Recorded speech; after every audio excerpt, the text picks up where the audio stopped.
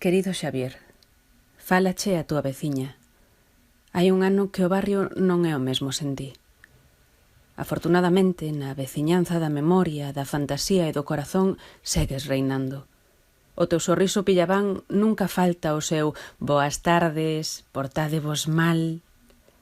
Esta tarde, moitas persoas queremos portarnos mal e ben ao mesmo tempo, desobedecer a ausencia e sentirte aínda tan perto.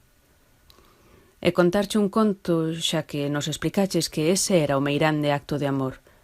Este conto é un relato coral, o de centos de amigos e amigas que te extrañamos e que nos xuntamos neste teatro Rosalía de Castro para volver demostrar ao mundo canto nos ensinaches, canto entregaches a esta cultura, canto deches de toda a cabeza e todo o corazón.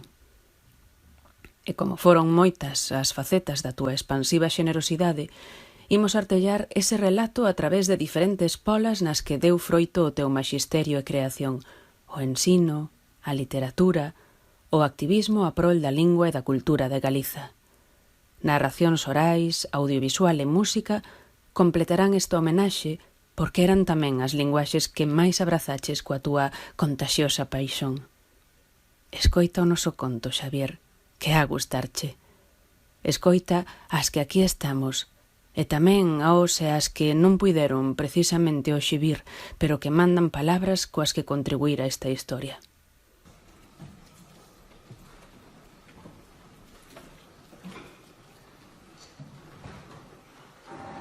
Amor e Camore Xavier do Campo, Lucieli. Solemos decir así en euskera, en el País Vasco, cuando además de la pérdida de un amigo, existe también la pérdida de alguien muy importante para nuestra cultura, un referente. Y así ha sido para mí siempre Xavier, un gran amigo con el que he compartido tantas palabras, tantas charlas, y también un referente para mí de la literatura en gallego. Nos conocimos en los años 80, cuando todavía hacíamos galeuscas donde los escritores catalanes, gallegos y euskaldunes nos conocíamos y nos traducíamos y nos leíamos, y desde entonces nos ha unido siempre una gran amistad. Siempre ha sido para mí un puente hacia Galicia. Nos unían una generación de los mismos valores, un puente de luchas, un puente de referentes culturales, y hasta el último momento guardaré siempre un tierno y gran recuerdo de él. Xavier, viajas bem a viajar em ti, nas tuas palavras, trabalhar, sempre de modo de contar e de viver contando, e de contar vivendo por dentro do contar. Xavier, maravilha de estar estando em ti, contigo, tu que Portugal vives bem, como a ti Portugal vive bem, porque te amávamos nós, te amamos nós e te amaremos sempre, nós os que perdidos hoje, doravante, só te poderemos sonhar. E sonharemos, Xavier, sonhar-te-emos sempre, pois tu és verdadeiramente matéria de sonhos. Ya no sé si Xavier do Campo fue el escritor más grande de la lengua galega, pero sí sé que para mí fue el más generoso, el más vehemente y el más militante de esta lengua tan bonita que he conocido jamás. Estoy agradecida de haber podido ser su amiga. Maria de Jesus e amigos da Risa, aqui vai um abraço neste dia em que celebramos as nossas memórias, aquelas que tivemos ao lado do Xavier Coelho do Campo. Guardarei sempre as vindas do Xavier Beja, as palavras andaridas. Guardarei sempre a paixão que ele tinha por este sul, por este Alentejo do Sul, por este Alentejo do Sol.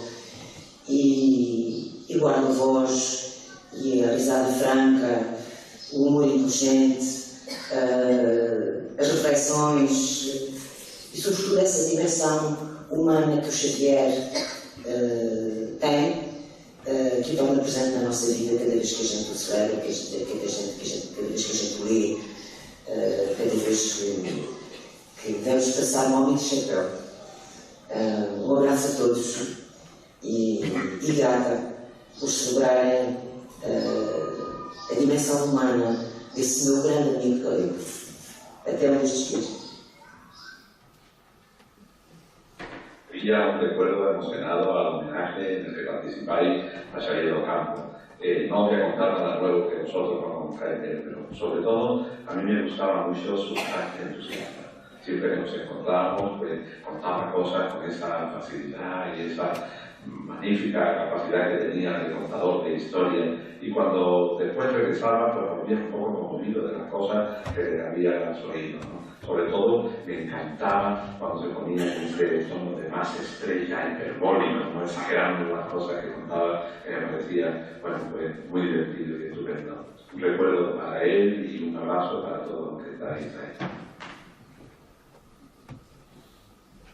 Había una vez un hombre muy inteligente, muy sencillo y con un gran sentido del humor. Ese hombre tenía 3 deseos: crear muchas historias, tener muchos amigos y ser muy útil a la sociedad.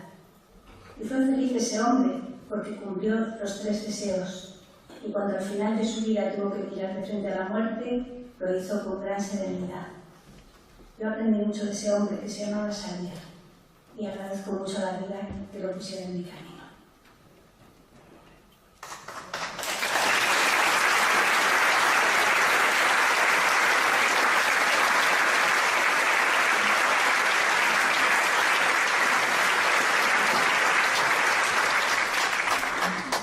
Na construción deste conto tan fermoso para Xavier, escoitamos tamén a Daniel Laxe e Leire Monome, que dan lectura de cores e de amores.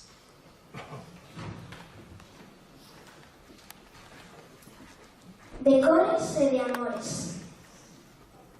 Unha pinga soa non é nada, e outra soa tampouco é nada.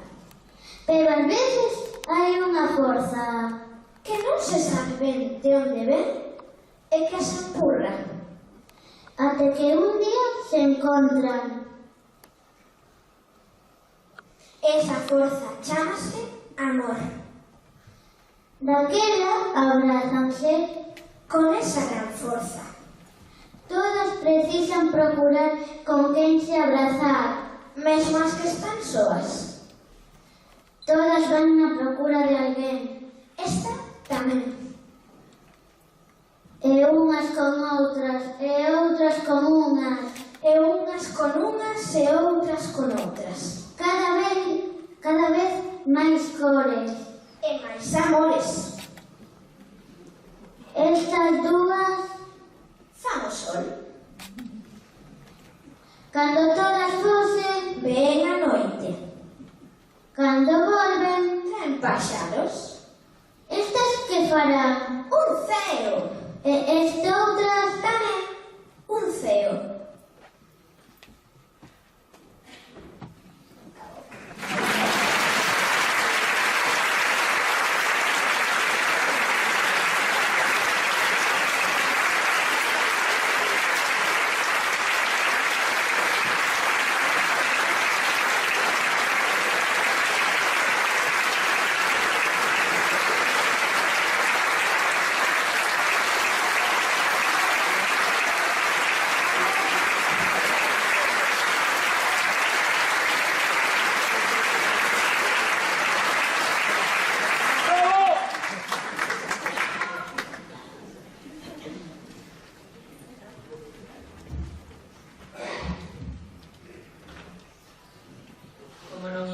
escoitar voces infantiles neste noso relato. E a continuación escoitaremos outro tipo de timbres. Escoitaremos a tres profundos coñecedores de Xavier, máis concretamente do seu fondo traballo no terreo do ensino.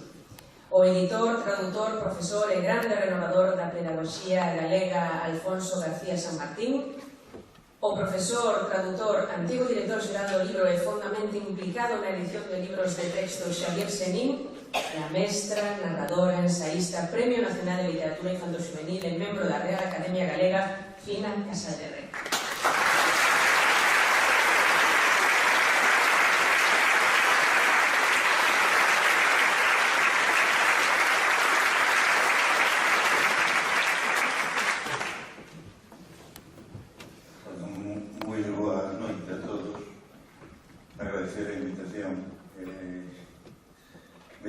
descoberto, non tiña claro como iba a ser isto. Entón, supoño que non había moitos laxos na miña memoria.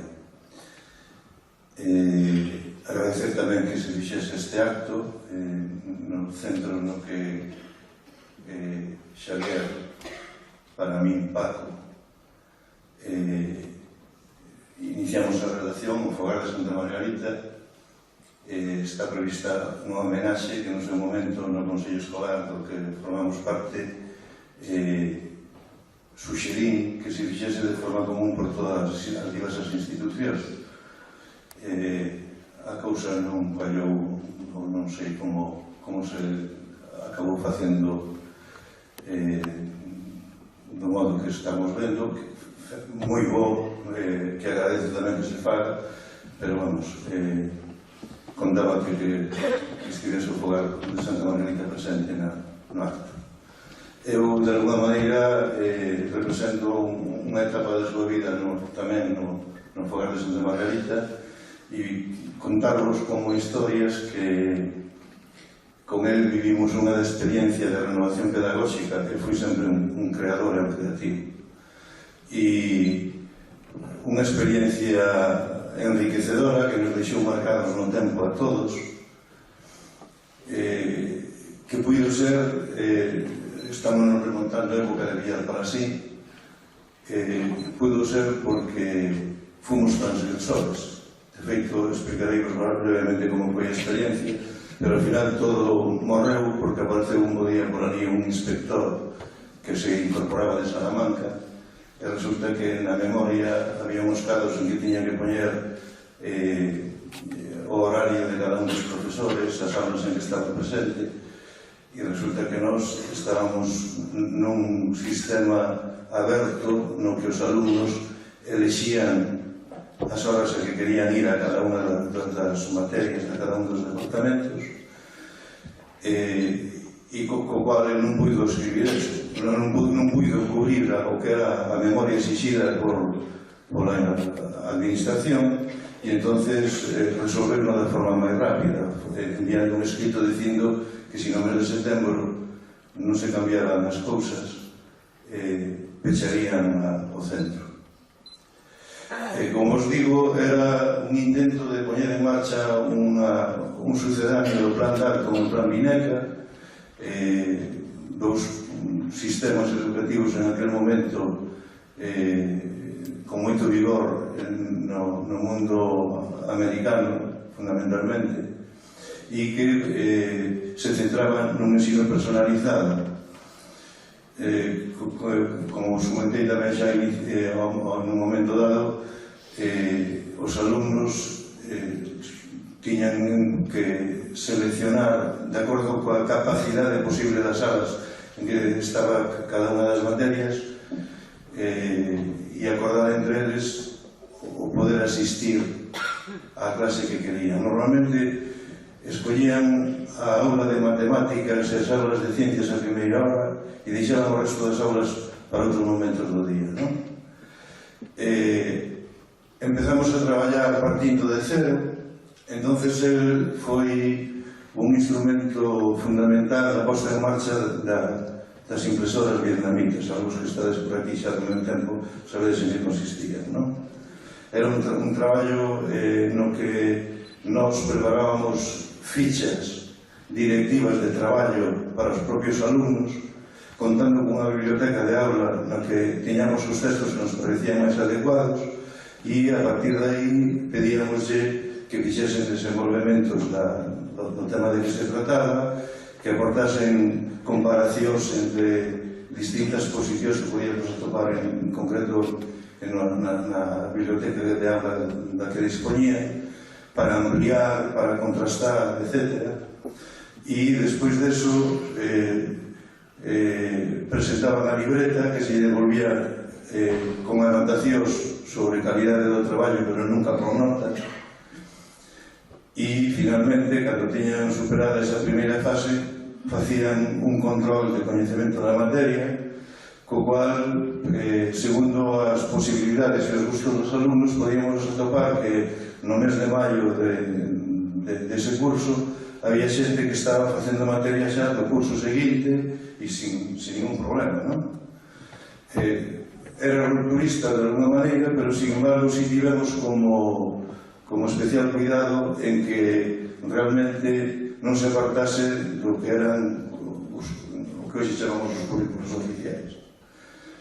Houve algún outro centro por aquí, por Coruña, que o intentou de unha maneira totalmente aberta.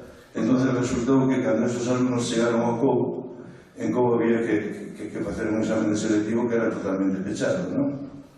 E ao romper, ao non manter esa unidade co currículo, os resultados podedes supoñer claramente como eran. Aí conocín a Paco e conocín tamén a Agustín, que se incorporou aquel ano como profesor, como alumno en prácticas, e se incorporou o mesmo que precisamente traballando con Paco na área de matemáticas. Fixados que aparentemente hai un contrasentido, non? Dous enormes escritores, dous enormes contadores, dous enormes activistas, dando clase de matemáticas, pero preocupados fundamentalmente por a literatura e por... Ben, pasamos a palabra e despois, se queres, falamos un pouco máis de eso. Agradezo tamén que por aí hai alumnas, permíteme unha última anécdota. A calidade humana deles era tan alta que, en concreto, algunha das que anda por aí recibía a calificación do seu traballo con un 10 e ao lado en letra poñía aí, pero podes seguir mellorando.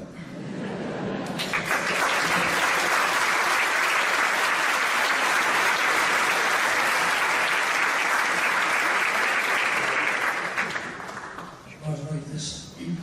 Tamén para mí, Xavier primeiro foi Paco, efectivamente no mesmo sitio. Ele e Agustín, xa daquela irmáns, xa daquela compañeiros, claro, foron os que me meteron tamén no método Daltons e me introduciron. O primeiro que me engañou foi que de contado sabes a miña que quixese compartir tantas cousas. Admiraba a súa mestría para contar historias, contos sucedidos. No claustro, a súa palabra deviña o centro do universo. Moitos anos despois, naquelas xustanzas de amigos, as noites eran de Xavier. Cantas conversas demoradas, canto aprendemos. Falábase de construir país, de lecturas compartidas, de música. Da súa palabra bebíamos con degoro. Xuntarnos todos era a súa arela. Os amigos, as amigas, o seu don máis prezado.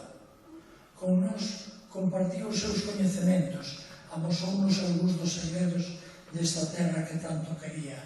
Paseounos polo Courel, a Ribeira Sacra, a Ría de Vigo, a Serra dos Xorés, descubriunos a súa amada fraga do Eume. Tamén nos ensinou a amar o cine.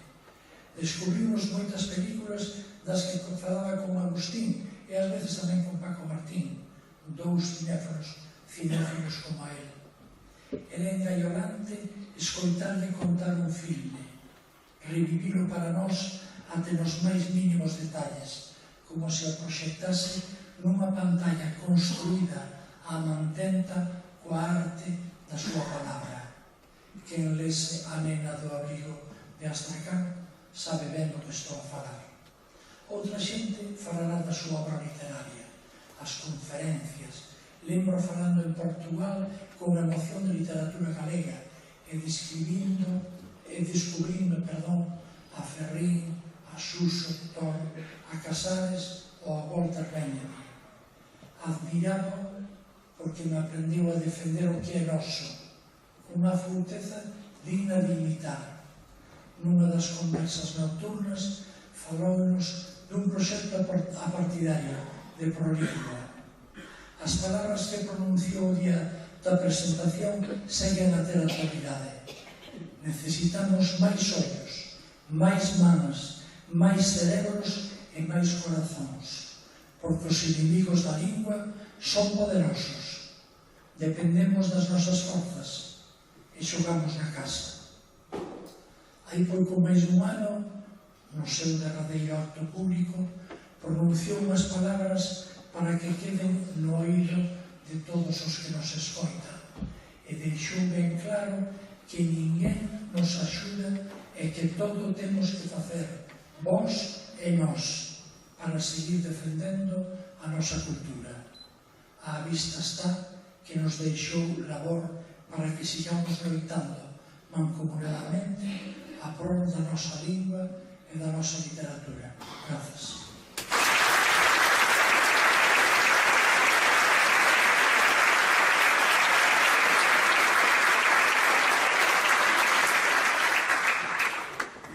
Diches, Alfonso, porque o trouxemos escrito, porque senón seguiríamos falando del e terían que pararnos.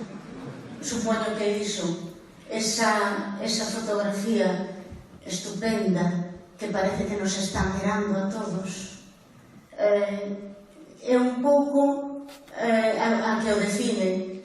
Todos nos sentimos como amigos especiais del. Pensamos que cada un de nós, é que eu era diferente, eu era un pouquinho máis amiga.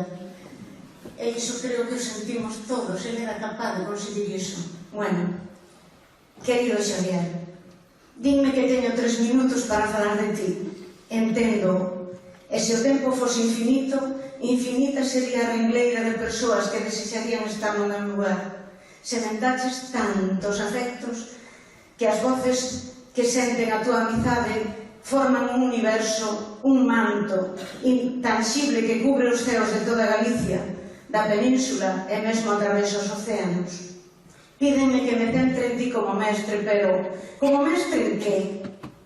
Certo que fuches mestre de escolas con mayúsculas, que xa en tempos ben difíciles quixeches mudar todo o rancio que había no ensino, facías da rapazada seres pensantes que apouquiñasen cos dedos a textura da liberdade, un mestre disposto a perseguir utopías, co mesmo entusiasmo co que certo principiño perseguía os autores, que lean máis e mellor, que se expresen mellor, que amen máis a terra, que amen mellor. Mais non fuches tamén mestre na arte de contar. Lembro a túa voz envolvente, empezando un relato como a quen vai desvelar un segredo. El era un adolescente da mesma idade que a vos. Gustaba de andar polos camiños, pola beira do río, e de se entreter con xogos raros. O seu preferido era o de atrapar bolboretas coa boca. Abría, e en canto entraba unha, pechaba. Pechaba, e sentiu o amarelo, o vermello, o verde. Desculpa a miña ousadía, Xavier. Só pretendo lembrar que fuches outro sí mestre no manexo da palabra en encontros con escolares que se entregaban ao teu feitizo, e na radio, no teatro, no cine, na prensa, na reivindicación da lingua, nas conferencias, nos parladoiros, nas sobremesas, non deixaches de ser mestre. Non son quen de fragmentarte e seleccionar tan só un anaco de ti que se corresponda como mestre de escolas que fuches. Que escollería? A cabeza, o corazón, a voz, a ollada, tal vez. O corpo pediríame contar como cheguei a ti a través do resón das túas bagaladas nos anos 80, ou o salto feliz que dei no sofá cando soube que che concederan o Premio Nacional, ou os teus sucedidos alrededor dos xantares que darían para 72 anos máis de deliciosa literatura, ou narrar a peregrinación da xeración Lamote a Compostela na que Paco Martín e máis ti fostes figuras centrais, ou a túa intervención apoteótica na Feira do Libro da Habana, a calor derretía os paxaros, pero a xente non quería marchar daquela carpa forno, ou da viaxe a Venezuela, Mariano, tía máis eu. En toda a travesía non paraches de nos facer rir. De cando en vez un par de nomes pintaban de saudade o teu rostro, María, Jesús, Daniel. E xa ali, unha librería de vello moi preto do Caracas Hilton, onde nos aloxábamos, e o libro que me mercaches, El baile, de Irene Nemirovsky, Vaiche gustar, dixéchesme. Outra vez abromou o mestre. Os protagonistas tiñan moito diñeiro, pero non o recoñecemento da sociedade. Ti, Xavier, pode que non tiveses tantos cartos, pero, xa ves, tes unha lexión de amigos e amigas que recoñecen a túa valía. En fin, se fose arrechada e transgresora como a ti, diría: 3 minutos, abóndame con 3 segundos para dicir que é de Xavier, porque o resto dos moitos méritos que te avalan todas as persoas que nos acompañan saben xa.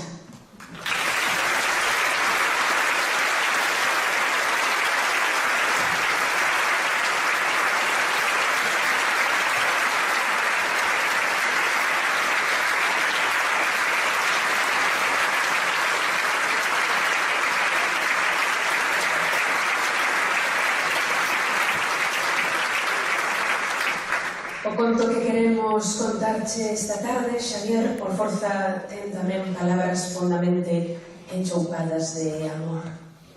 Porque os afectos, a tenrura e un profundo sentimento de empatía cara aos demais coloreaba todo canto fixeches. Así de emocionais son as palabras de Bolboretas que a pequena Uxía nos vai ler a continuación.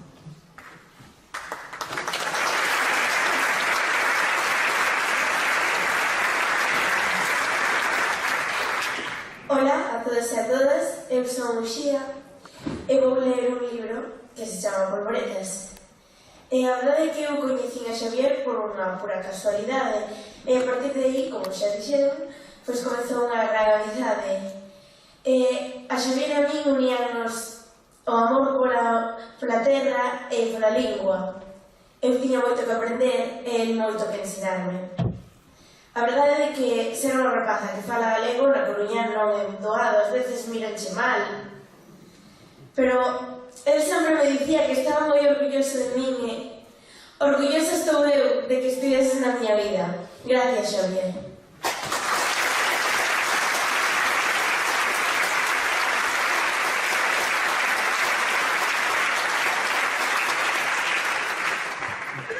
Andaría eu nos 12 anos. E pedíame o ánimo pasear só polos camiños, cando dei en argallar un xogo que chegou a se me convertir nunha paixón. Consistía en pillar unha bolboreta e metela na boca para, cos meixeras moi hinchadas, ter ali dentro sentindo o seu reboar. Tiña que ter moito tino de non lle facer dano a ningún. Gozar uns segundiños con aquela agradable sensación e despois abrir a boca para ver a sair boiando. Repetía aquilo con frecuencia. Aprender a alongar o gozo de ter a bolboreta na boca, a couser a aguantar a respiración o máis que puidese. O prazer medraba, se cerraba os ollos e me concentraba en imaginar o insecto no interior da miña boca. Lembrar as súas cores, o trazado do seu voar, as súas lenesas. Un día, contei o meu xogo a unha nena da que estaba moi namorado. Ela non sabía facelo, e durante os días que seguiron fixenlle moitas demostracións. Intentaba facer o mesmo camiño, pero aguantaba moi pouco coa bolboreta na boca. Esforzábame en aprender, mas os seus avances eran cativos. Dicía que lle facía cóxegas e pegaba rei, deixando fuxir a bolboreta. O aprendizaxe do xogo fixo posible que entre nós comezase unha relación que me era moi agradable, que case me enchía. Ainda que tamén me producía un grande desasosego comprobar que non andaba aprendido o meu xogo. Pero un día, mentres unha bolboreta me enchía a boca de azul e cerraba os ollos para identificar ben todas as sensacións que lle contaría despois, sentín que me dicía: pásala. Notei os seus labios nos meus. Sentín que abría a boca e eu abría a miña. A bolboreta pasou tocando lixeiramente a miña lingua. Ela pechou os labios atrapando todo aquel azul. Abrí os ollos para ver como os cerraba ela. Por primeira vez, desde que comezara con aquel xogo, o prazer que sentía mentres tiña unha borboleta na boca, prolongouse alén do momento de deixala ir. Mantívose en min tanto tempo como estivo na súa boca. Cando empezou, deixou fuxir e abriu os ollos e díxome: xa empezo a saber ter unha borboleta na boca. Ergueuse e marchou a correr. De lonxe pareceume que sentir dicía: mañá pasasme outra. Daquela, sentí milleiros e milleiros de borboletas voando dentro de mí.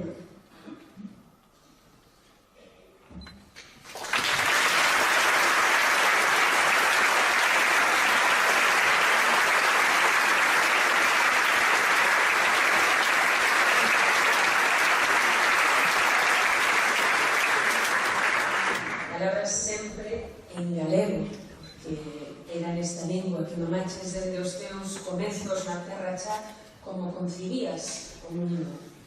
Nela se construíu esa visión da vida amasada dende o mesado da tua casa de Rábade á caloriña do que lle escoitabas aos teus pais. Non sabías ainda que serías o encargado de levala máis lonxe e moito máis arriba. Do sentido da dignidade, do compromiso e da entrega que dedicaches a un idioma que segue en débeda contigo. Vamos falar agora o profesor, historiador da arte, guionista, activo colaborador tanto en prensa como en distintas iniciativas políticas e sociais e escritor Premio Nacional de Narrativa Suso de Toro, o cofundador da revista Loia, codirector de Luces e activo xornalista en radio, televisión e prensa que traballa como correspondente do xornal El País en Galiza, Xosé Manuel Pereiro, e máis o editor, profesor e colaborador en prensa que dirixiu as edicións xerais de Galicia por case un cuarto de século, Manuel Braga.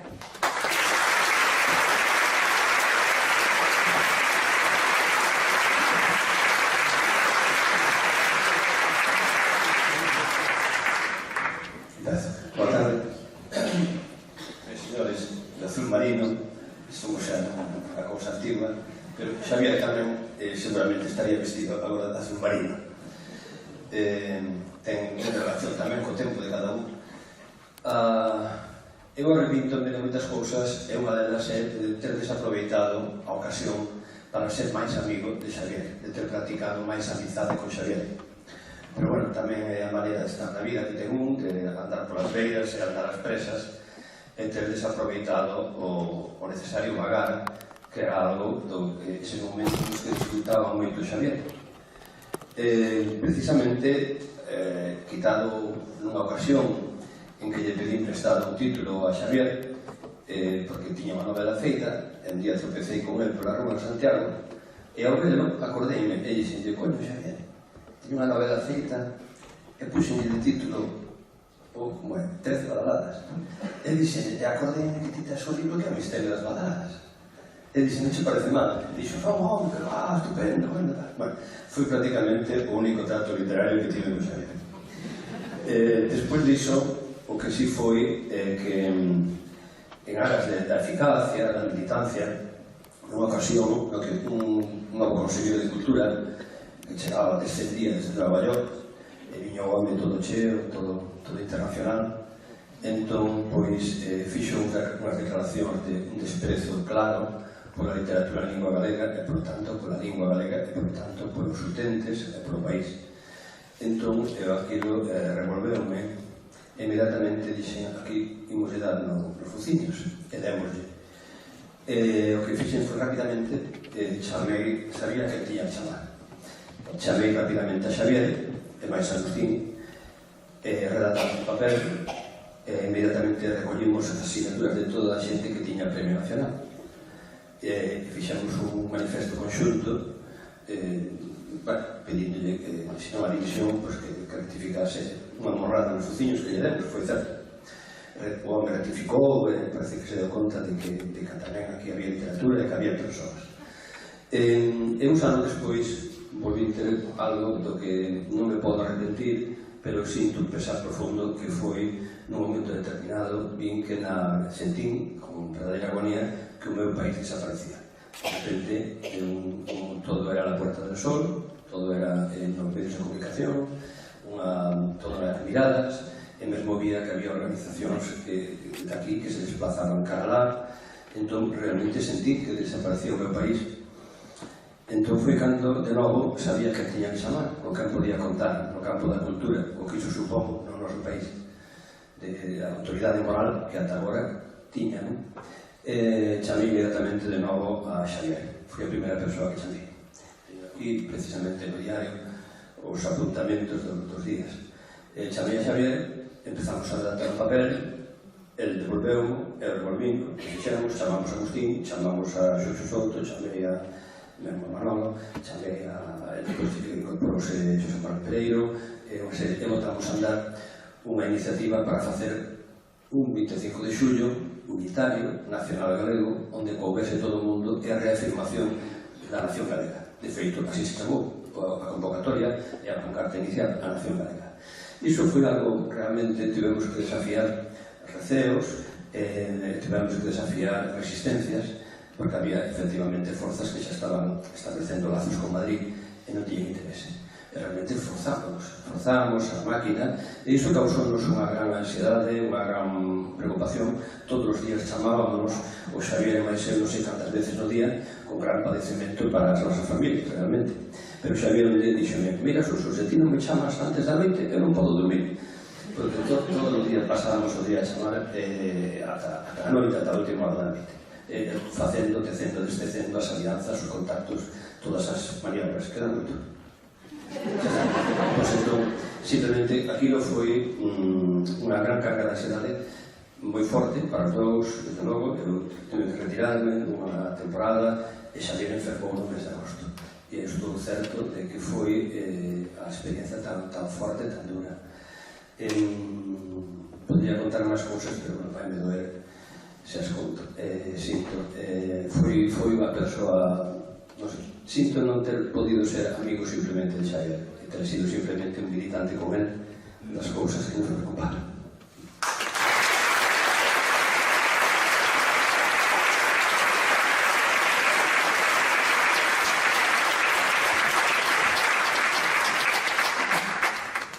Boa tarde. Hoxe é o día do aniversario os Diferentes Paz, cumpriría 72 anos. É o día dos aniversarios. Agustín e Xavier dicían que había que celebrar os días felices. E hoxe estamos celebrando os días felices de Xavier.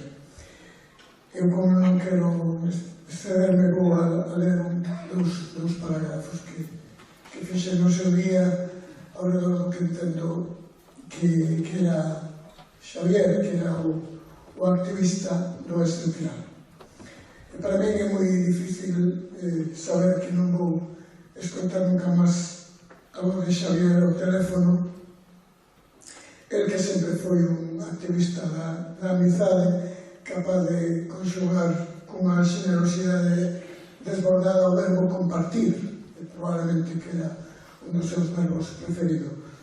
Soubo cultivar a amizade e alimentala nos xantares sorpresa que organizaba os amigos cando necesitaban esas persoas máis agarimo, máis cariño. Ou soubo asumir o papel de editor creativo e executivo de libriños colectivos de Benvida a Vida, os fillos e fillas das amigas, unha tradición laica que acuñou verdadeiramente maravillosa. Como sabíamos tamén da importancia que lle concedía as nadaliñas, aquelas tarxetas que enviaba cada fin de ano, uns espazos para a beleza e os afectos, ou sabíamos da importancia para ele da publicación das súas cartas, o xénero epistolar que utilizaba de forma magistral para expresar a súa indignación necesaria, sempre que o facía, era un referente indispensable. Coñecía o valor incalculable da amizade cando traballaba co ilustrador Xosé Covas ou cando falaba todas as noites con Agustín, a quen coñeceu como seu tutor de prácticas, como antes sinalou xa Alfonso. ou cando conversaba sen reloxo co seu veciño Martín Pablo, con quen compartía a súa devoción polo cine, pola relación ou polo valor incuestionable da razón da ciencia, que era das cousas nas que probablemente menos se fixo fincapé e que máis acreditaba. Xavier foi un activista do esencial en todas as súas manifestacións, como lle gustara justificar o seu primeiro compromiso como promotor de Prolingua, como fundador de Preescolar na Casa de Nova Escola Galega, da Revista Galega de Educación, que foron proxectos donde hai 40 anos tivemos xa a oportunidade de aprender de Xavier.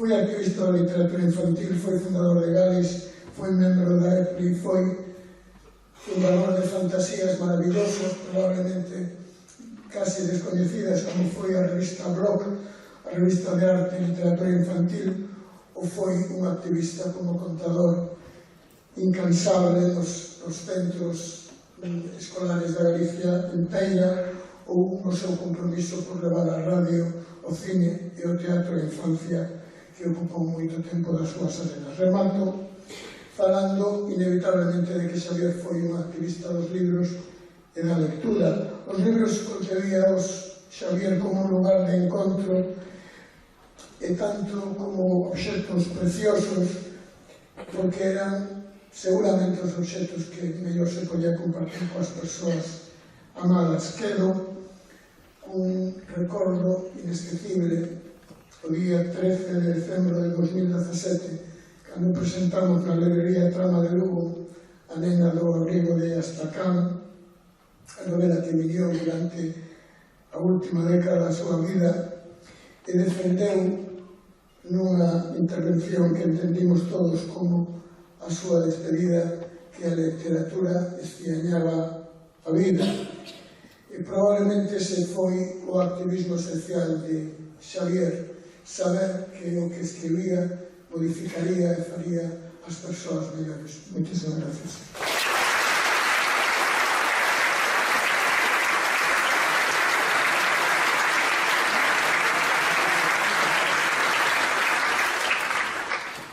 Boas tardes.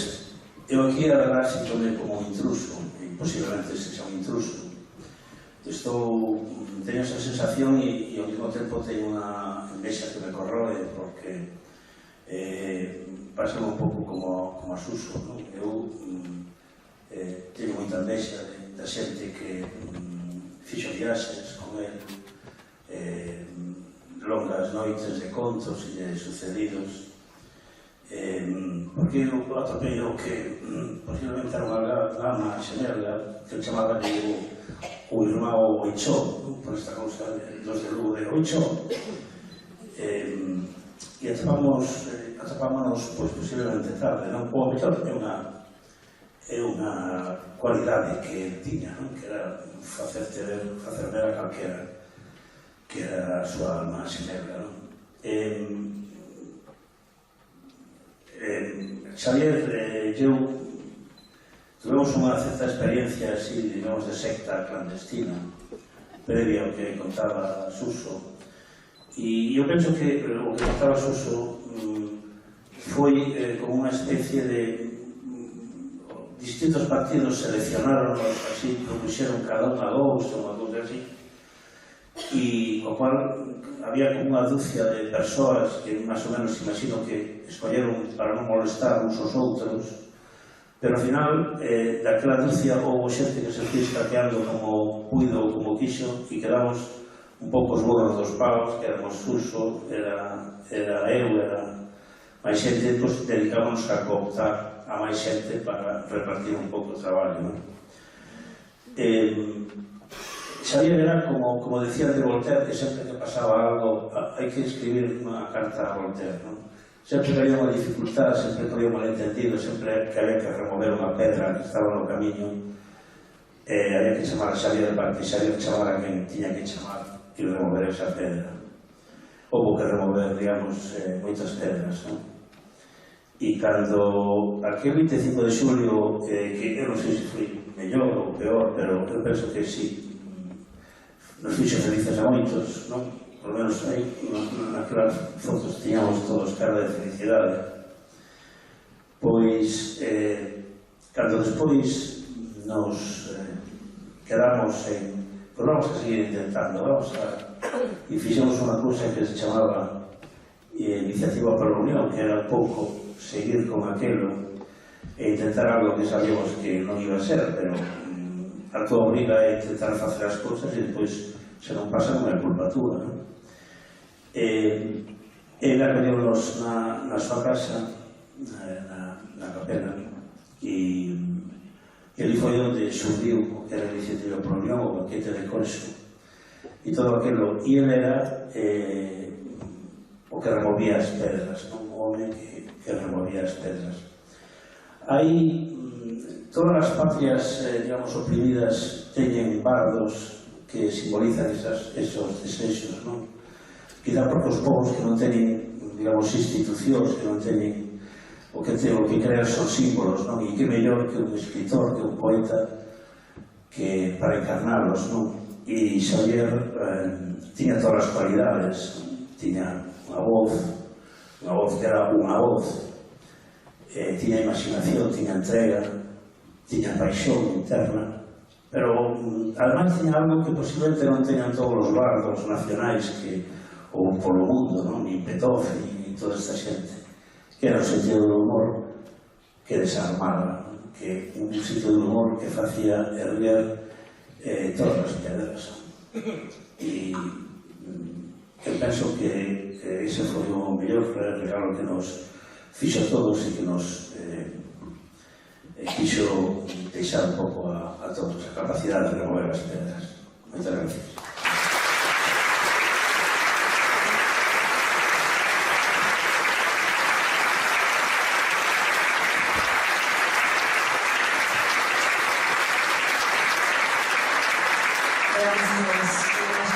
Escoitando as palabras de Xavier nas entrevistas.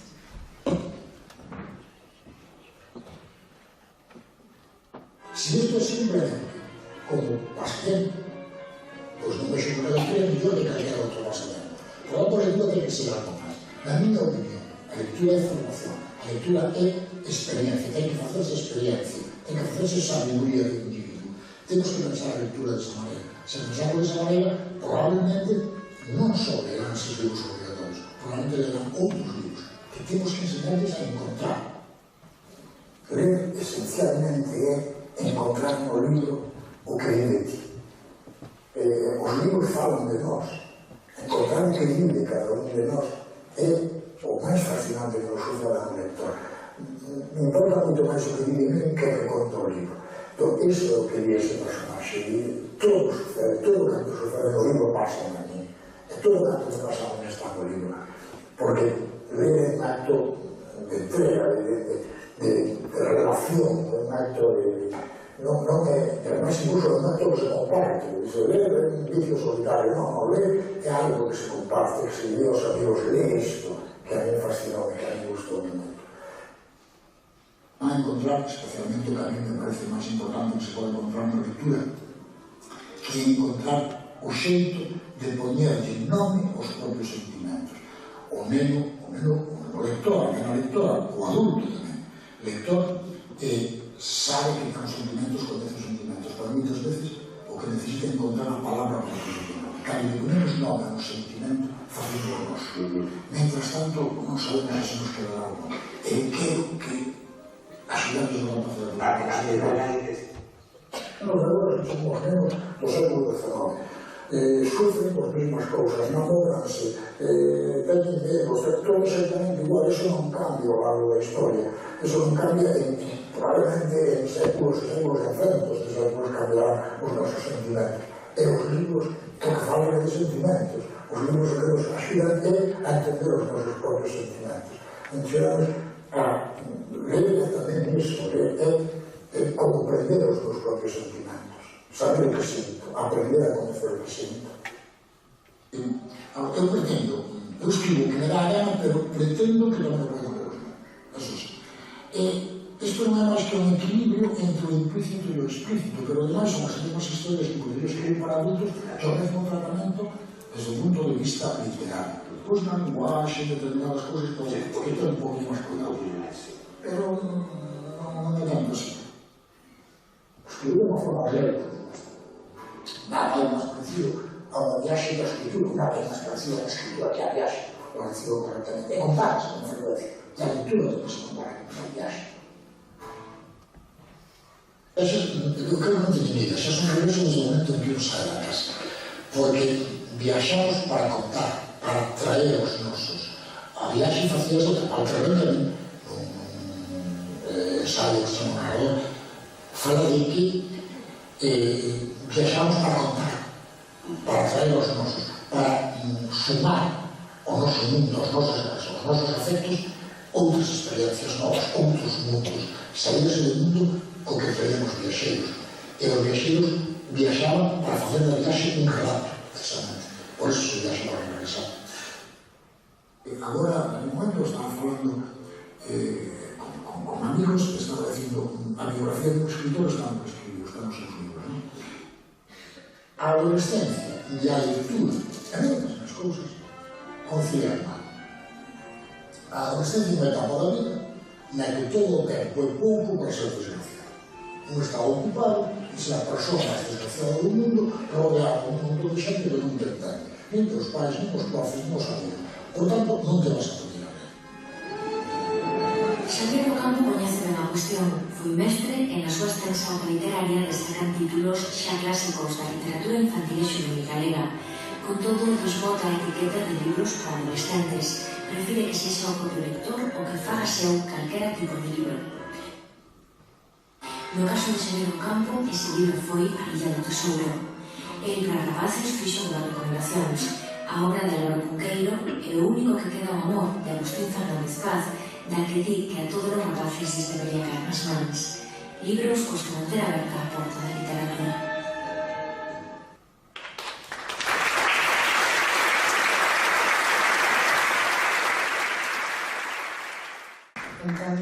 Viaxamos para contar esa narrativa destas nosas viaxes imaginarias por forza debería pasar por as que foron dúas das túas grandes patrias, o ensino e o idioma, é claro que a terceira delas foi sen dúbida a da literatura. As páxinas que saíron das túas mans, Xavier, foron un salto cualitativo para a escrita do noso país, un inspirador antes e un despois capaz de estimular a moitos e moitas das que virían, como as túas compañeiras e os teus compañeiros que comparecen agora mesmo. O mestre, colaborador en prensa e escritor amplamente recoñecido con galardóns como o Barco de Vapor ou o Nacional de Literatura Infanto-Juvenil Paco Martín, a mestra crítica literaria e grande experta na obra de Xavier do Campo María Jesús Fernández, a enxeñeira, articulista, guionista e colaboradora de televisión e escritora Premio Merlín de Literatura Infantil María Canosa e o pintor, escultor, diseñador gráfico e ilustrador de dúcias de libros que faría con Xavier parella de feito en iso, dúcias e dúcias de volumes dedicados ao público mozo Xosé Cobas. As súas achegas non poderían faltar deste documento.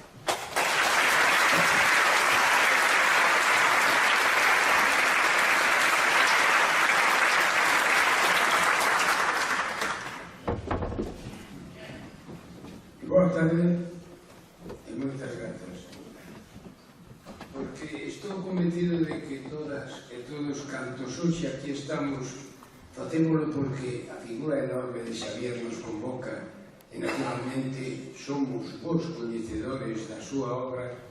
Non parece que teña moito sentido que eu agora insista no que xa todos sabemos.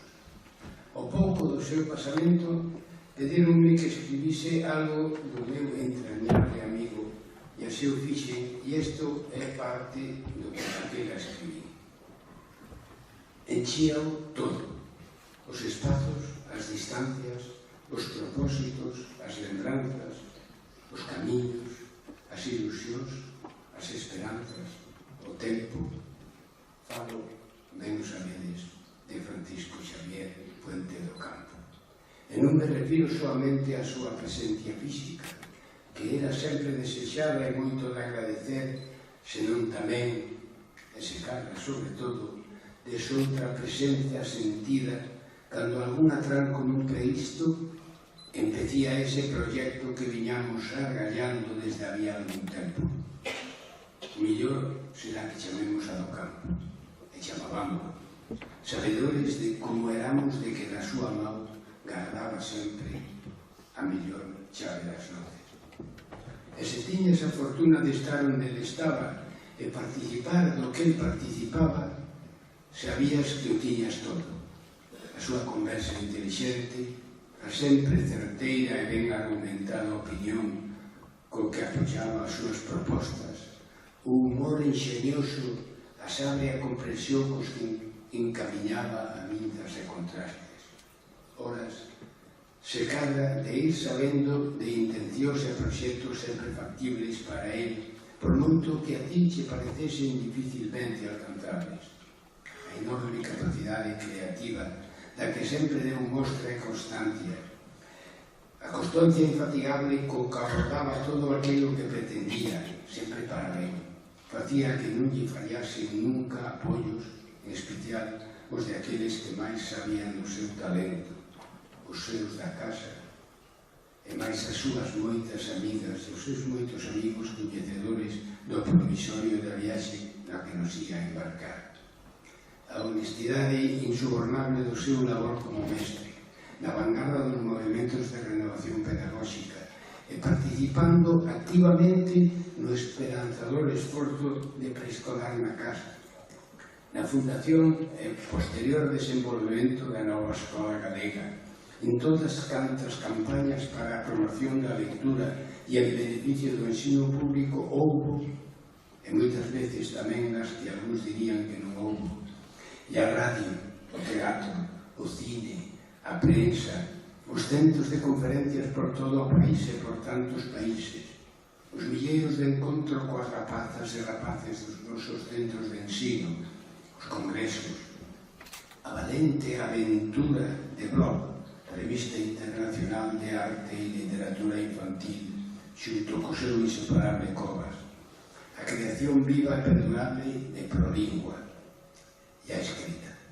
Se cadra, sobre todo, a literatura, sabendo facer con pé seguro o camiño que Kafka indicou cando escribiu que a literatura é unha expedición á verdade, para así chegar ao cume dese cordal polo que supo ascender como moi poucas persoas saben facelo, escribindo porque son palabras del.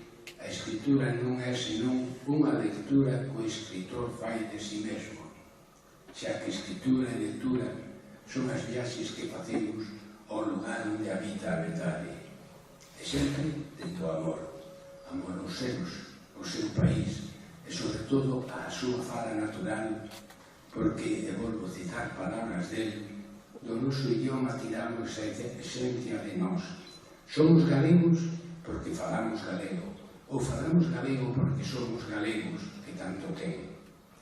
Pero se iso desaparece, tamén desaparecemos nós, xa nunca máis seremos o que fomos.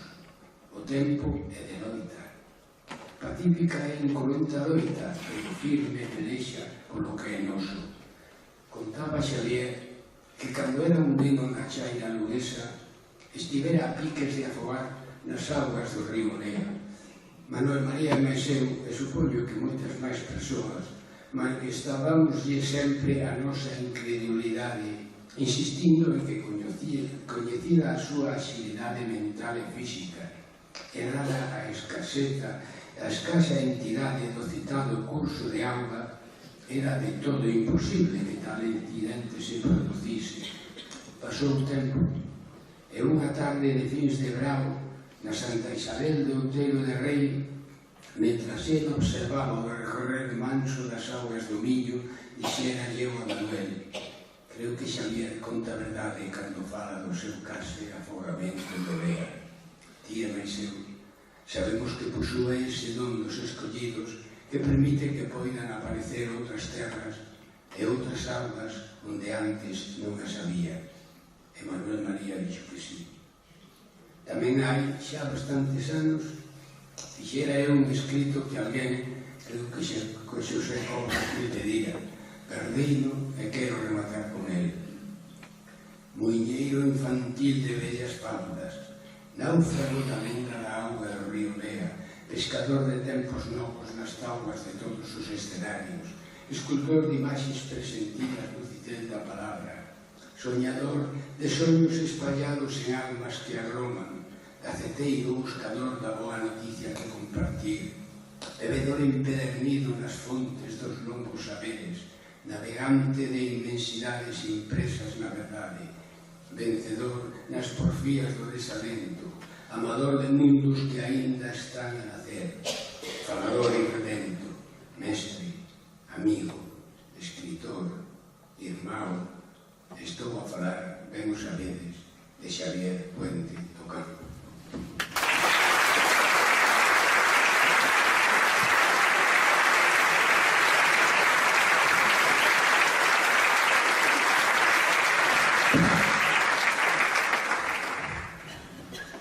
Moi boas tardes a todos, queridos amigos, querida María Jesús, querido Daniel. Hoxe un día raro, todo día foi raro. É un día na que se mesturan sentimentos encontrados, por unha parte a tristeza de que a persoa que tanto queremos e que nos convoca aquí xa non está, e por outro lado a alegría de estar aquí con tanta xente, tantos amigos e tantas amigas en torno a esta persoa, manifestando o cariño que lle temos. A min quixeronme que viñera a falar de literatura, pero eu, sobre todo, fundamentalmente, quero dicir que veño aquí en nome da amistade, porque para min Xavier sí que era un grandísimo e fraternal amigo de hai moitos anos. Curiosamente, creo que xa o contei a algunha vez, outros o sabedes, sempre, que nos presentou foi Agustín. Eu coñecín a Agustín antes, porque os dous éramos naquele momento alumnos da Escola de Magisterio, e demais, sobre todo, onde máis coincidimos foi no Cine Club Coruña, que estaba aquí, como sabedes, nos dominicos. E foi a través de Agustín como cheguei á amistade con Xavier, hai xa moitísimos anos, éramos os dous moi novos. E esa amistade ao longo do tempo e dos anos non fixo máis que medrar, de facerse máis profunda, máis importante para mí, polo menos, e para él tamén, creo. É fundamentalmente deso de que vos quero falar, porque como tamén se dixo, xa o dixo Fina, e prácticamente o dixeron todos os que interviron antes, Xavier tiña unha especial facilidade para facer amistades, para facer amigos e ademais para aglutinar eses amigos. De Xavier saían unha especie de fíos que nos cosían ademais a uns cos outros e facían con nós unha especie de novelo que xa nos deixaba para sempre unidos.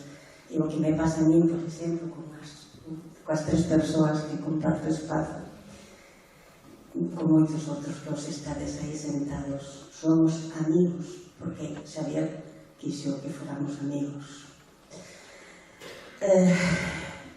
Vamos a ver, despois dese primeiro coñecemento, seguimos profundizando, como vos digo, a nosa amistade e os cimentos desa amistade foron o noso común amor por a literatura e tamén o noso desexo por comunicar ese amor ás novas xeracións que eran fundamentalmente os nosos alumnos e as nosas alumnas. Dimos organizadores que teño 3 minutos. Sí, bueno, é que 3 minutos son moi poucos. Haberá que facer varias tesis de doutoramento para falar da obra literaria de Xavier. Quero dicirvos, eso sí, dúas cousas. Xavier foi un pioneiro e foi un mestre. Un pioneiro, como ben sabedes, é alguén que abre camiños novos onde non había, e el abriu os camiños novos junto con outros como Paco, como Fina, que puxeron as bases do que é a moderna literatura galega. Podo seguir un pouco?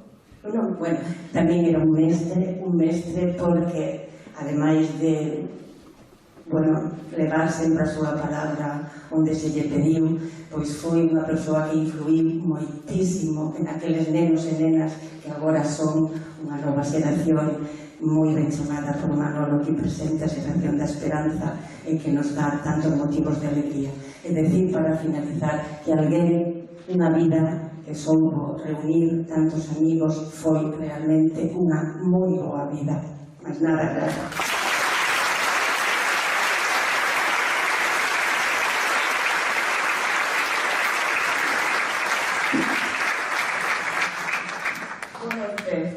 Intentarei condensar os afectos e toda a aprendizaxe en poucos minutos, pero é certamente complicado. Vou intentar falar da influencia como lectora e como escritora. Tive a grandísima sorte de que dos primeiros textos que lín foron os de Xavier, porque tivo a bondade, el é unha pesada de escritores máis, a maior parte docentes, conscientes da carestía que tiñamos, de dedicarnos o seu tempo e tamén os seus cartos, que non hai que dicilo, para escribir para nós, e para ir visitando colexios e sementando, facendo lectores, facéndonos crer os rapaces que a nosa lingua era válida para absolutamente todo, tamén para os contos, tamén para os soños, algo tan importante, tamén para a fantasía e tamén para a realidade. Xavier, para min, conforma a figura do escritor. Por iso, porque foi os primeiros que me chegou unha literatura que me trataba como un lector inteligente, como un lector crítico. Éramos menos, pero éramos, segundo él, listos. Entón, iso fixo cambiar o noso concepto e fixo nos sentir importantes, porque había un conxunto de xentes encabezados por él que escribían para nós porque pensaban que nós merecíamos esa literatura e nos sentíamos importantes.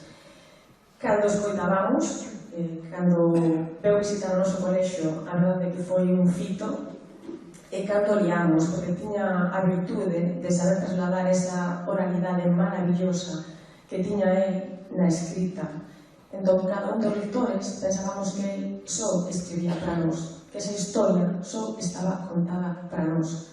Era a maneira que tiña de engancharnos e de querer máis. Cando era así unha nena, nunca pensei en ser escritora, pero dende que o escoitei e dende que o lín, sempre tive ben claro que se algunha vez escribía, quería ser como él. Quería provocar iso nos lectores. Teño moito camiño que facer, teño moitísimo que aprender, pero teño claro algo que me sementou el, a min e a nosa xeración, falo en nome da miña xeración, que fomos os privilexiados por telo a él, é que en cada texto eu quero mellorar, quero facer algo novo, quero reinventarme, como él facía sempre. Estaba nun proceso continuo de creación, de renovación, de buscar cousas novas, de textos novos. Se me permite un pouquiño máis, hoxe é un día especial, é un día especial para Xavier, para Agustín.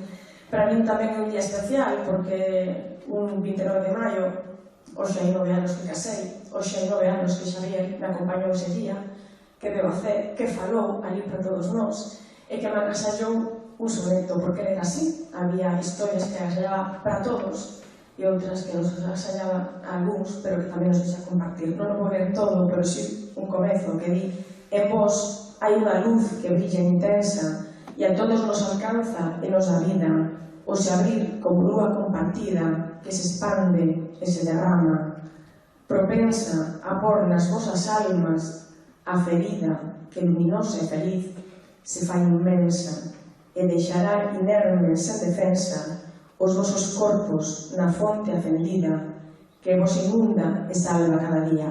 Continúa. Traio no marco porque vivín en distintas casas, pero sempre estivo no meu cuarto. Habería que reescribir e dicir: en Xavier hai unha luz que brilla intensa, porque ele luz faltan nosas palabras, as mans, os ollos, pero queda nosa súa luz, esa candea, e nos temos a responsabilidade de manterla acesa. Grazas, Xavier, por tanto luz.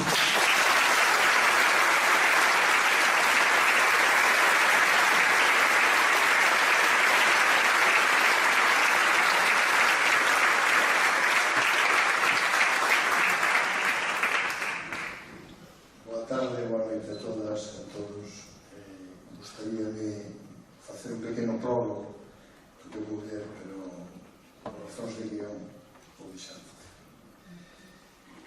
Hai 30 anos que se publicou A nena de agua e o príncipe de lume, o noso primeiro libro de literatura infantil de xuvenil feito en colaboración. As ilustracións deste libro vinos interrompidas por un grave accidente de moto. Estive un tempo hospitalizado e logo na casa que conseguí que convalescencia. Xa daquela Xavier demostraba a súa fonda humanidade. Viña verme para botar unhas risas e sempre unha rosa vermella como agasallo. Cando ele enfermou, eu tamén o visitaba, mentres conservou a capacidade da fala, naturalmente. E nas miñas visitas tamén o agasallaba. No canto dunha rosa era con medio quilo de plátanos, ou de laranxas, ou un queixinho pequeno, ou un cacharriño de media aranga. Todo iso motivo das risas e gargalladas, pero tamén de lembranzas. Pois na nosa infancia, tanto na súa casa como na miña, cando alguén caía enfermo, o visitante sempre traía algún presente para alimentar o corpo. Así, cando nas nosas conversas por teléfono, das 11 da noite, lle anunciaba a miña visita, dicíame: mañá non traes plátanos que ainda hai. E ríamos. Pero un día, nunha desas conversas das 11 da noite, observei unha gran dificultade na fala. Faltaban letras nas palabras e palabras nas frases. E decateime de que aquela iba a ser a nosa derradeira conversa das 11 da noite, mantida diariamente ao longo de 27 anos. O agasallo que tiña preparado para ese día era unha marmelada artesanal de estrugas e mazán que unha amiga de Ángeles, a miña muller, facía con betonín. Aquel bote de marmelada xa nunca saiu da casa e ali permanece coa data de caducidade xa decida. Como vedes, hoxe trae unha Milgranda. A Milgranda que naceu no ano 2007 como metáfora de cidade no libro das viaxes imaginarias. A esa cidade Xavier chamoulle Ai Portui e foi a metáfora máis querida por ele e por min tamén. O 26 de xuño do pasado ano, esta Milgranda pasou de ser metáfora a ser máis ben un símbolo. Símbolo do home, do escritor, do inventor de historias, do amigo fiel. E desde entón acompáñame a todos os encontros aos que me convidan para falar de todo aquilo que nos era común e que tanto nos unía. A literatura, a ilustración, a infancia, os libros. Hai uns días estive en Madrid falando a futuros estudantes de Belas Artes. Ele estivo ali ao meu carón, escoitando arriba da mesa, escoitando en silencio. E facíase máis raro que estivese tan calado, porque falamos tamén do libro das viaxes imaginarias, onde o viaxeiro sempre regresa para contar. Todas eran viaxes de ida e volta. Ou se cada non todas. Lembradvos daquela borboleta fuxida do interior da boca dunha nena cando esta intentaba retela nun xogo de amor adolescente? Pois ben, aquela borboleta nunca máis regresou. Perdeuse no horizonte, pero deixou tras si a estela imborrable dunha imaxe empapada para sempre da música e a beleza e a cor do seu inconfundible aleteo. 30 anos despois, o noso último libro en colaboración aínda non está publicado, pero agardo que non tardará en sair. Cando isto suceda, Xavier estará presente porque a Milgranda, como símbolo, será a nosa confidente. Volverá entón a ser feliz diante dun novo libro, aínda que saiba que é o derradeiro libro de Xavier María.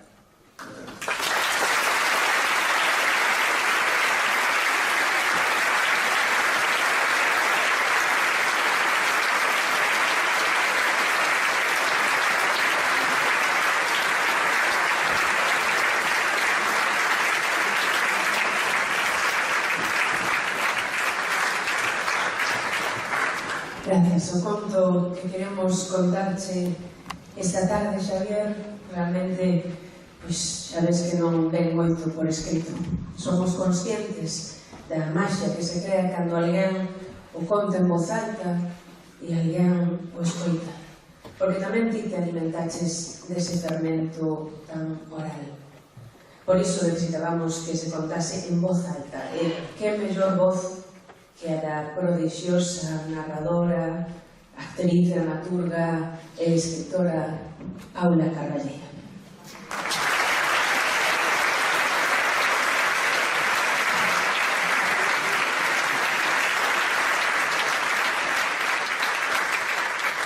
Hola, que tal? Moi boas noites.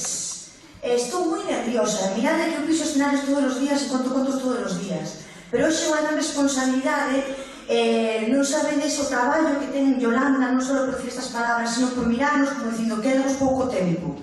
Teño pouco tempo, teño moito que decir e falo moi rápido. Preparadvos. Vou tentar ir o esencial, que non digo nada novo, sino como me influiu a mí Xavier, pero claro, unha das grandes cousas que fixe Xavier en mí e que viva do conto hoxe en día. Non sei que pensaban meus pais nisto, pero ele insistía moito que ademais dos contos e do teatro, sempre me decía que escribise. Dicía, sí, o teatro está moi ben, a televisión está moi ben, era o que menos me convencía, pero ti sigue escribindo, non?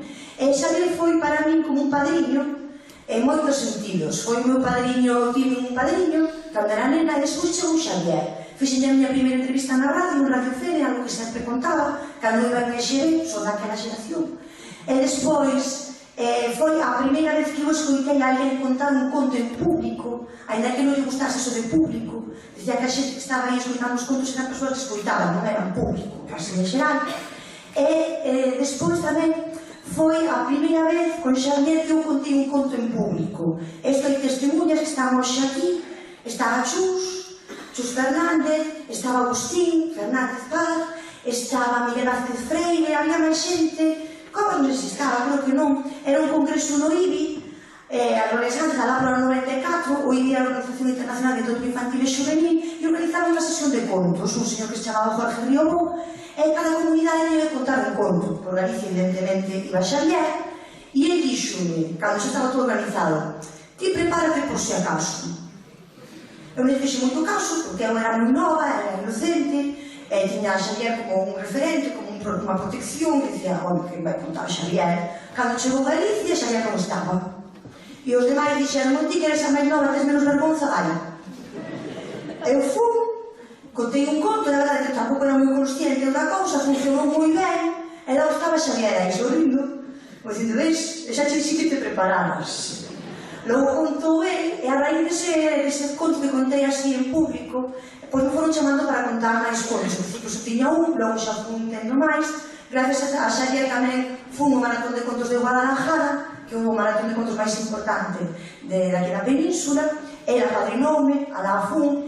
E a última vez que viaxei eu con Xavier foi a Chile, fora de Galicia, quero dicir.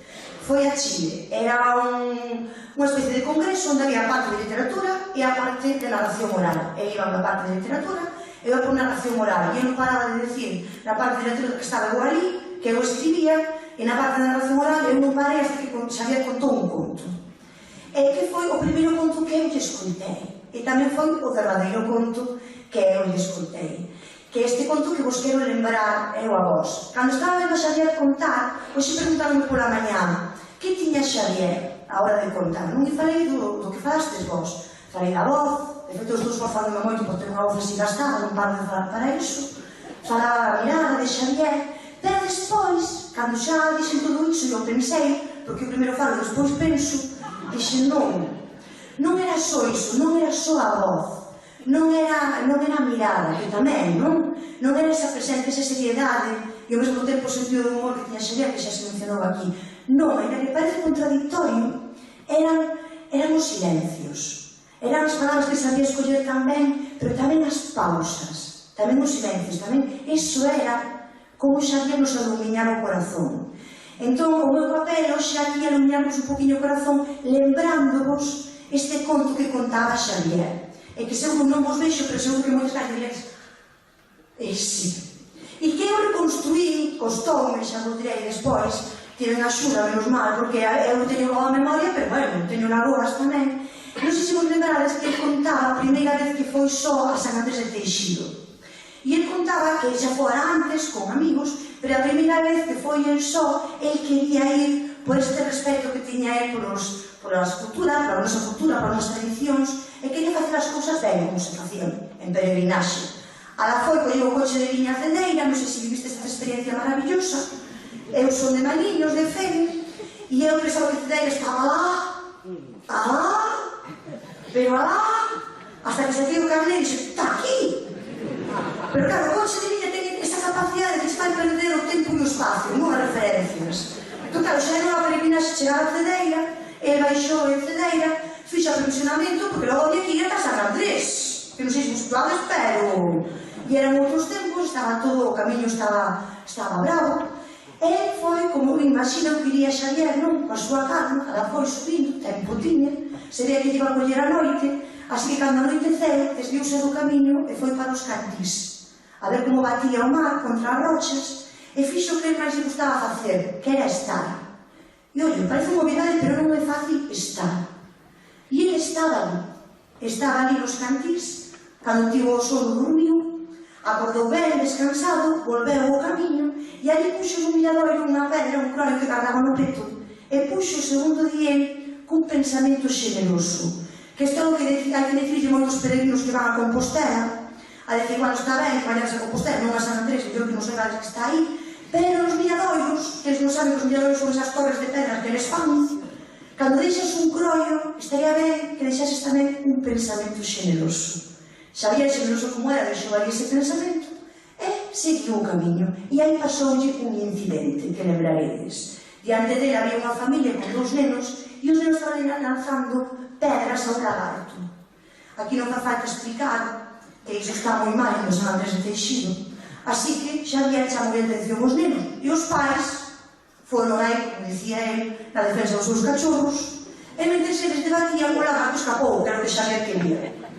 Despois xa seguiu, deixou a familia, chegou aí a ermida, e neste momento, cando Xavier contando o conto describía a ermida, eu, sinceramente, non os contaba. Eu deixaba-me hablar con as súas palabras, mentre se falaba do retablo e todo isto, quedaba como de fondo porque eu pensaba, eu nunca fun soa a San Andrés.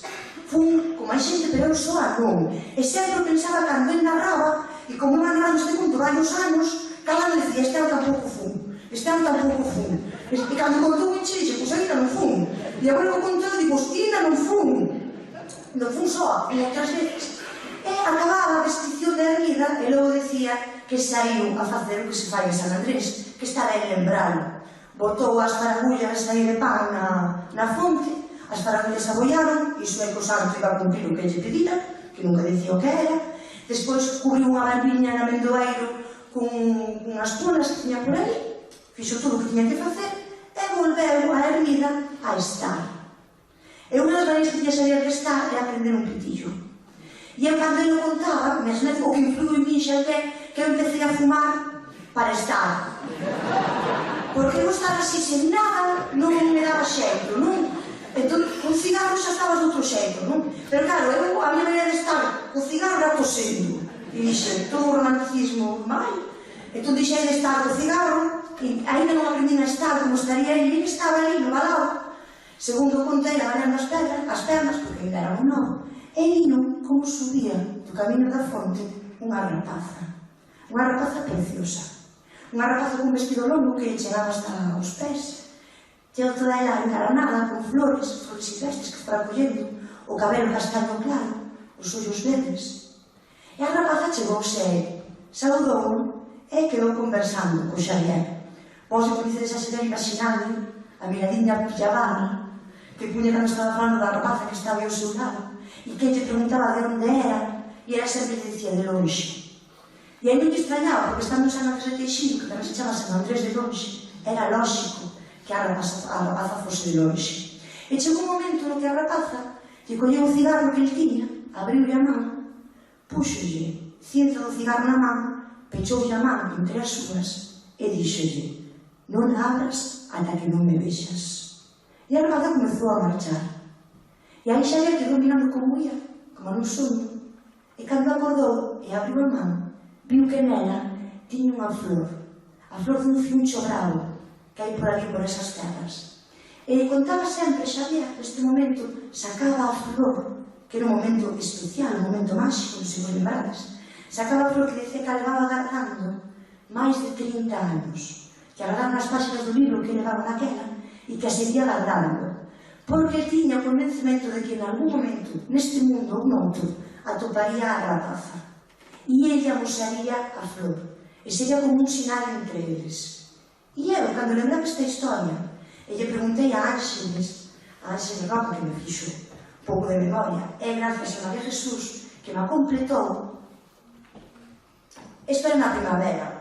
Eu, fronte da miña casa, teño unha cerdeira. A xente que coñece a Xavier saberá por que eu saí na fora, a cerdeira estaba en flor, collí unha flor da cerdeira e guardeina entre as páxinas do primeiro libro que eu lin de Xavier. Pareceu que estaba facendo algo parecido ao que fixera el nesta historia que contou, que foi a primeira e a última que lle escoitei. E eu conto vos isto para facervos lembrar esta historia e porque teño convencemento de que en algún momento eu volverei a ver a Xavier. E nós, tanto el como a mí, que venimos das palabras, nese momento a mí encantaríame ter a man este libro, sacarlle a flor e sin decir nada sería un sinal que comprendería que igual que gardo a flor no libro, gardo el na lembranza. Sobre todo cada vez que fago ese acto de amor, para min insuperable hoxe en día, que é contar un conto, e que o fago con todo amor, hoxe para vos e para él.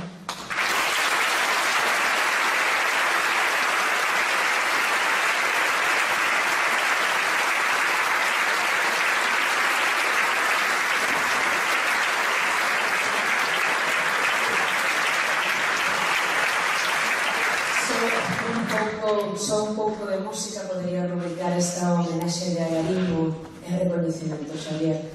Cómplice cos teus comezos, cos túas loitas e causas, cos teus amores, Miro Casabella entrara en contacto co movimento da nova canción catalá cando estudaba en Barcelona a finais dos 60.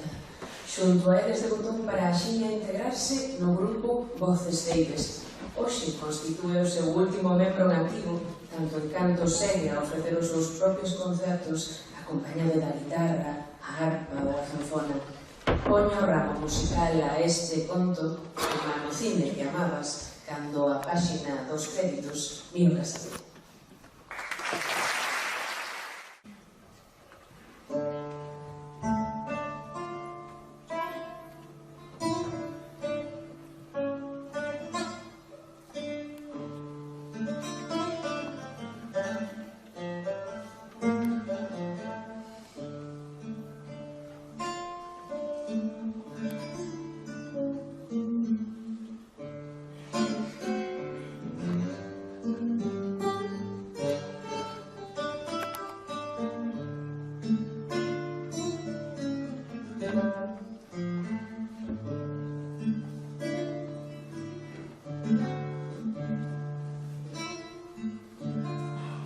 Como chove, miudinho, como se estella na chá, como chove, miudinho, pola banda de Dainho, na casa de meu irmão.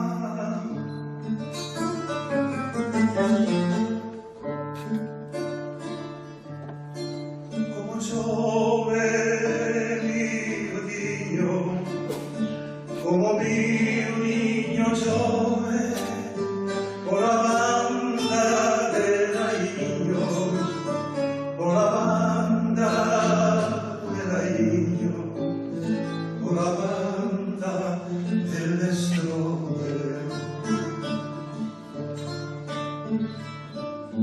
A padrón por Liñane, fada blanca come il rio, tan flor da que no quisere, lo herido que se perde, fai un manto de vestido. Mia nai como è tan brove, e non ten pan che me dà, encerata de vivos,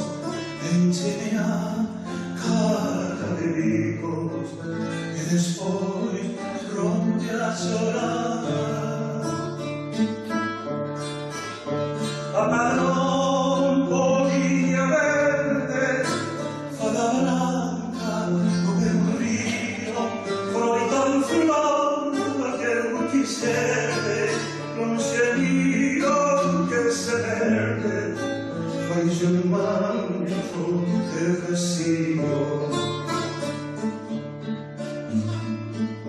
Ben te sentano e un lato, una terra e un'altra, y así llora veremos juntos, y así llora veremos juntos, a nosa perduna poca.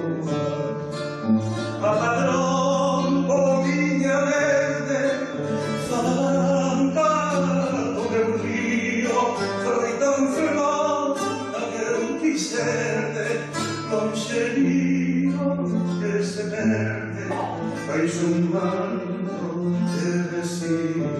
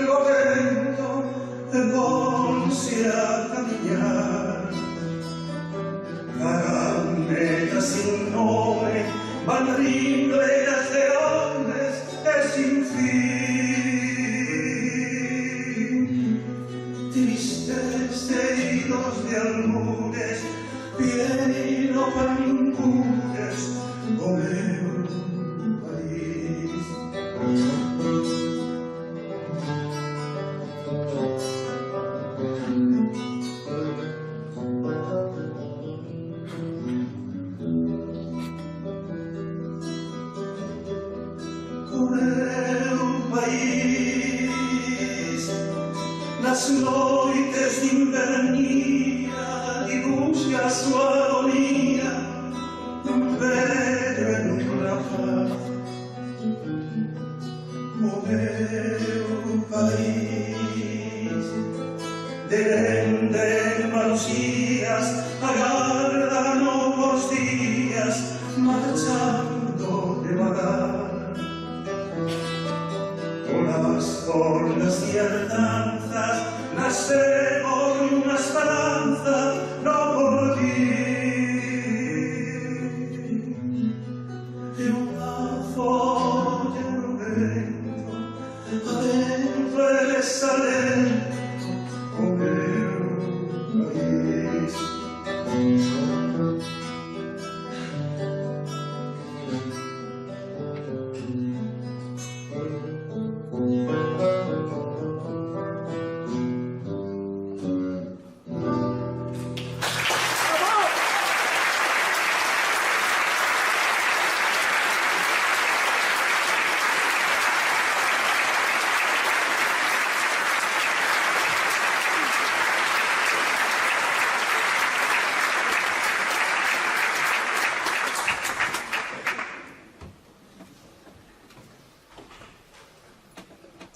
Decía Xavier do Campo que non entendía como eu que levaba 40 anos cantando esta canción e que non podía cantar sin ver porque non me lembraba das súas palabras. Conocí a Xavier do Campo no ano 72 na compañía de teatro Circo, facendo unha obra que fixera música que se chamaba o Mentrenés do La Pesca no Río Miño. Me sorprendeu moito a súa voz impresionante que tiña e a súa habilidade para o teatro. Se seguira polo camiño do teatro, Richard Gere non tiña nada que facer. E se seguira cantando, eu tiña que deixar de cantar porque o seu grau non me impresionaba tanto a súa voz.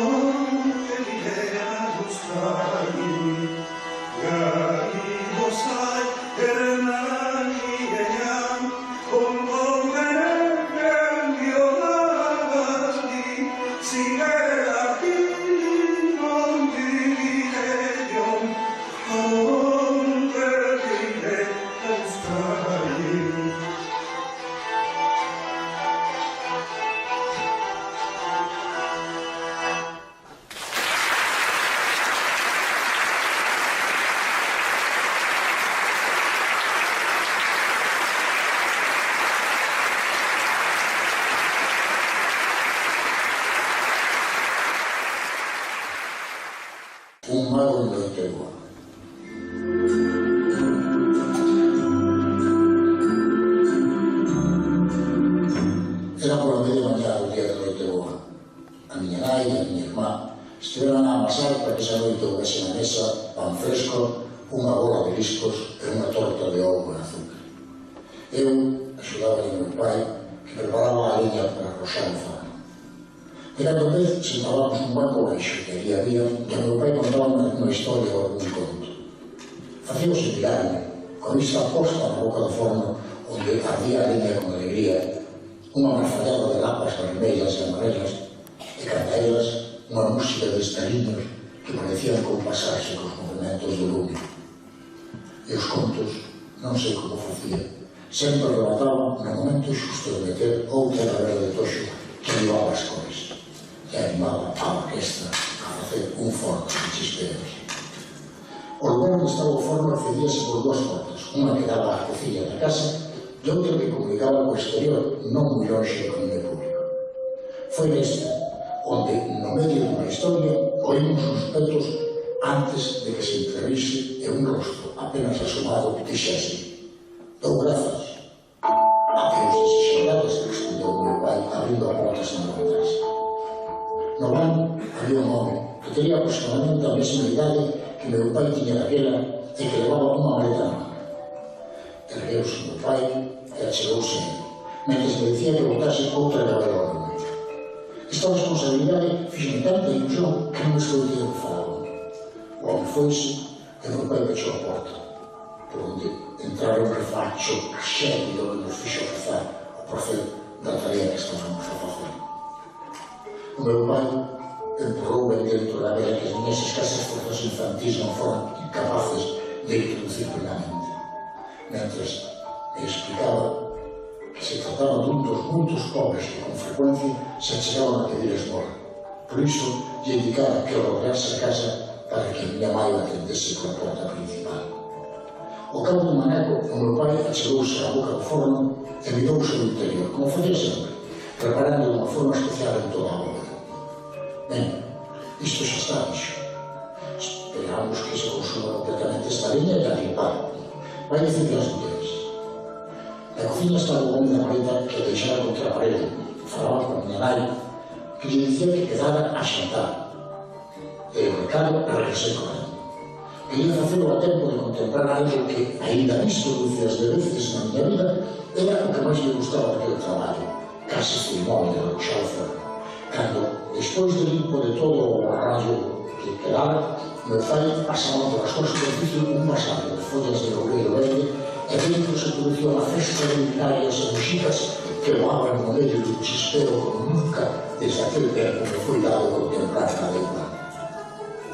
Cando a Fernanda quedou colocada na boca do forno convenientemente pechada e selada, fomos xantar. Durante a comida xa podemos observar máis detidamente o home. Non só era un pobre extraño para chegar na maleta, senón que observei que comía con refinamento, como nunca vira nos mendigos que a miña nai sentaba á nosa mesa e os que nos obligaba a tratar con gran respeto. Tampouco vestía como aqueles. As roupas súas estaban gastadas, pero non lixadas ni rotas.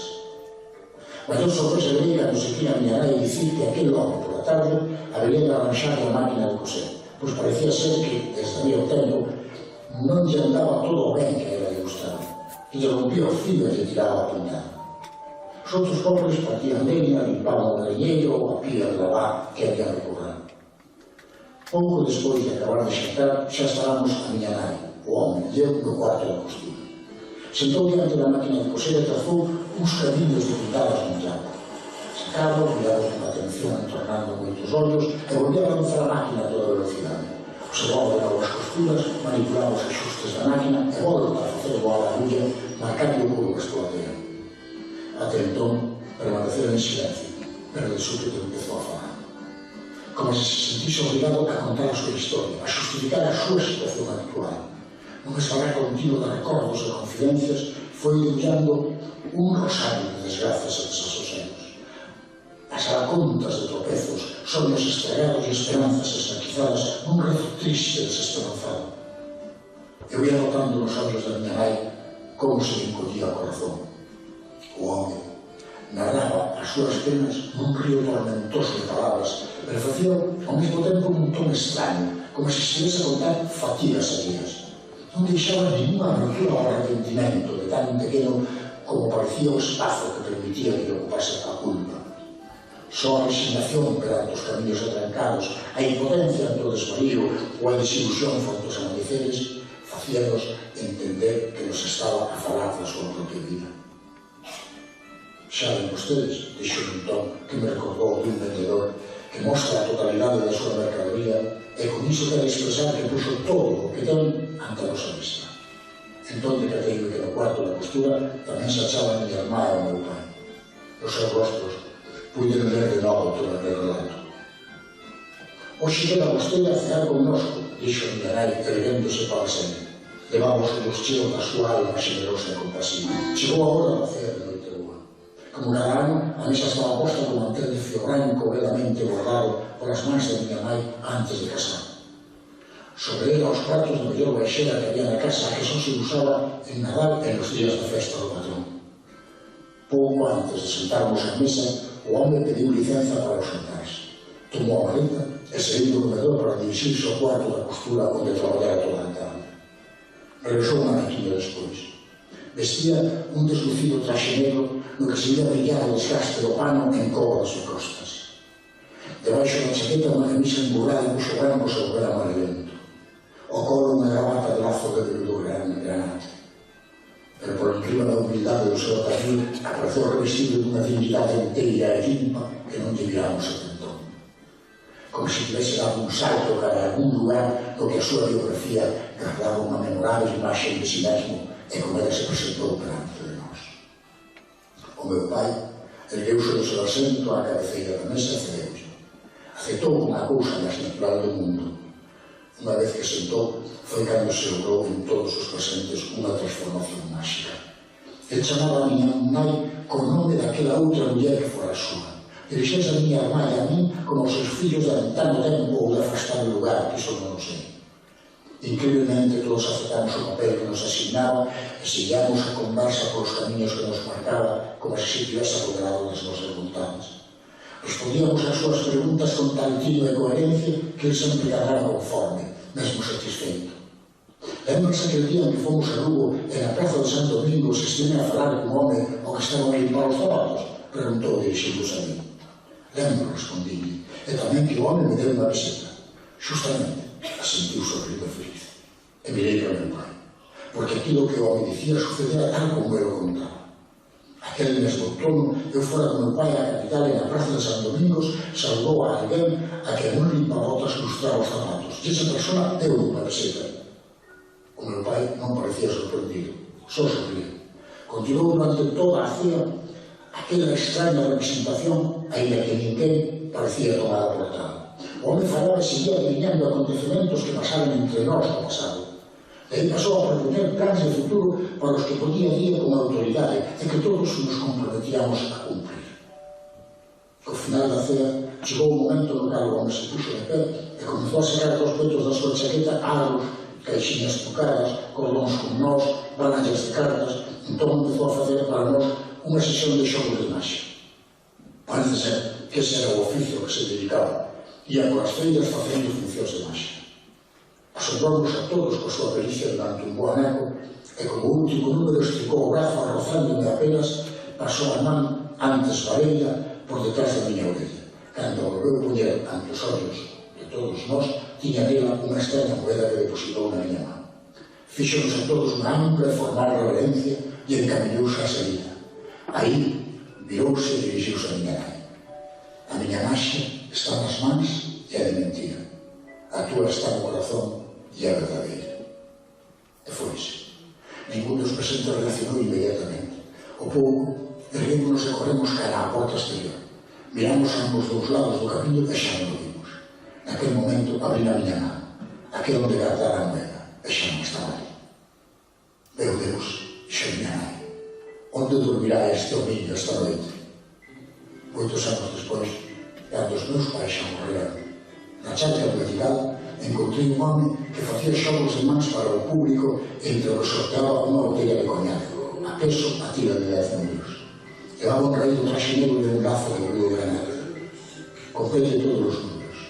Cando vai entregar a botella, dixi que quedase con ela. O como te pareces a tua nai, dixo. Pasou con certa torpeza a súa man aberta por detrás da miña orella esquerda e retirouna, traendo entre dous dedos unha moeda que recoñecín inmediatamente. Depositouna na palma da miña man, despois de ensinarla ao público. Ainda a teño de vergüenza.